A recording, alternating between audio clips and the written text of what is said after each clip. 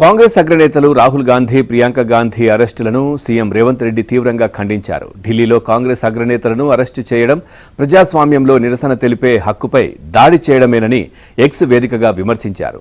యువత భవిష్యత్తు కోసమే కాంగ్రెస్ అగ్రనేత రాహుల్ గాంధీ నిరసన చేపట్టారని, ప్రధాని మోదీ, కేంద్ర హోంమంత్రి అమిత్ షా రాజీనామా చేయాలన్న డిమాండ్కు మద్దతు తెలిపారని పేర్కొన్నారు. ఇక రాహుల్, ప్రియాంకల అరెస్టులకు నిరసనగా ఇవాళ కొడంగల్ అంబేద్కర్ చౌరస్తాలో ధర్నా నిర్వహించనున్నట్లు సీఎం రేవంత్ తెలిపారు.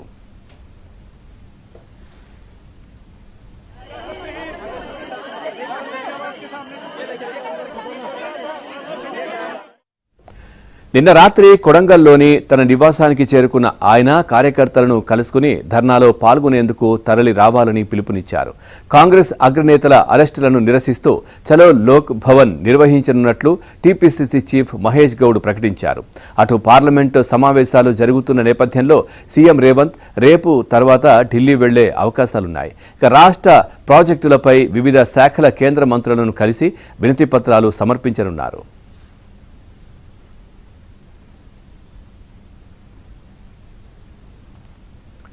అటు ఢిల్లీలో కాంగ్రెస్ అగ్రనేతలు రాహుల్ గాంధీ, ప్రియాంక గాంధీల అరెస్టులకు నిరసనగా సంగారెడ్డిలో చేపట్టిన ఆందోళనలో తీవ్ర ఉద్రిక్తత చోటు చేసుకుంది. వారి అరెస్టును నిరసిస్తూ టీపీసీసీ వర్కింగ్ ప్రెసిడెంట్ జగ్గారెడ్డి ఇచ్చిన పిలుపుతో కాంగ్రెస్ శ్రేణులు పోతిరెడ్డిపల్లి చౌరస్తా వద్ద హైదరాబాద్, ముంబై జాతీయ రహదారిని దిగ్బంధించారు. జగ్గారెడ్డి నేతృత్వంలో కార్యకర్తలు మెరుపు ధర్నాకు దిగారు. ధర్నాను భగ్నం చేయడానికి పోలీసులు తీవ్ర ప్రయత్నాలు చేశారు.